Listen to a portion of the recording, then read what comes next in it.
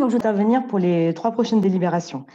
Il nous est demandé d'approuver la création ou le renforcement des services communs entre Saint-Étienne Métropole et la ville de Saint-Étienne.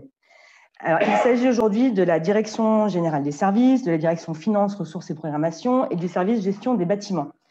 Nous comprenons bien sûr cette volonté de mutualiser en partie les services, mais à condition que ce soit bien dans le but d'offrir une meilleure qualité de service aux habitants et pas uniquement pour réaliser des économies aux dépens de la qualité de vie des agents. Alors, on aurait pu imaginer que les agents municipaux concernés auraient pu être transférés purement et simplement à la métropole. Ce n'est pas le choix qui a été fait. La mutualisation implique que chacun conserve son régime salarial, indemnitaire et social. Et pourtant, comme vous le savez, les grilles sont bien différentes entre la ville et la métropole.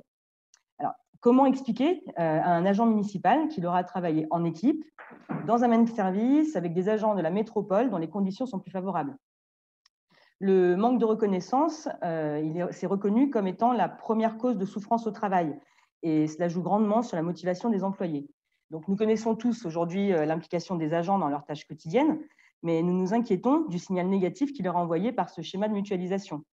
Alors, si, comme il est annoncé, cette mutualisation va permettre de, je cite, rationaliser les ressources, eh bien alors elle devrait permettre de dégager des moyens qui permettront d'améliorer les conditions salariales des employés de la ville et ainsi, pourquoi pas, de niveler par le haut en proposant une qualité de traitement qui soit équivalente à la ville comme à la métropole.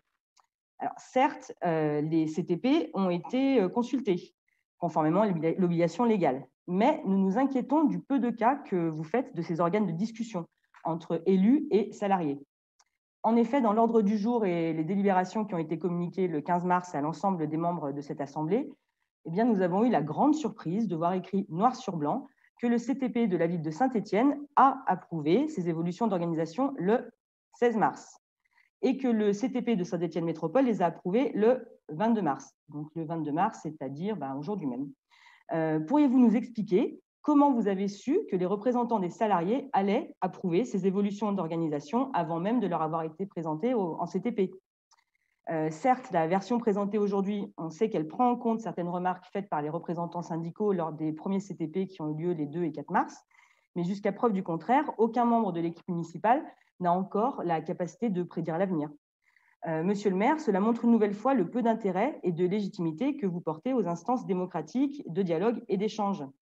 La mutualisation des services, elle aura des conséquences directes sur le quotidien des agents, qu'ils soient rattachés à la ville ou qu'ils soient rattachés à la métropole. Vous conviendrez que c'est un sujet bien trop impactant pour se passer d'un dialogue et d'une écoute réelle et surtout sincère. Pour rappel, lors de votre élection par le conseil municipal en juillet dernier, vous aviez souligné dans votre discours l'importance que vous accorderiez à l'intelligence collective pendant ce mandat. Eh bien, nous attendons toujours.